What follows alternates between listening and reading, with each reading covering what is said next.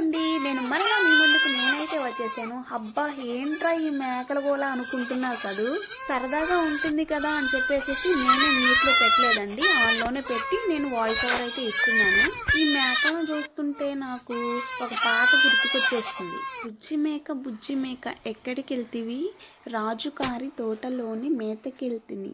రాజుగారి తోటలోన ఏమి చూస్తివి, రాణిగారి పూల చెట్లు సొగసు చూస్తిని.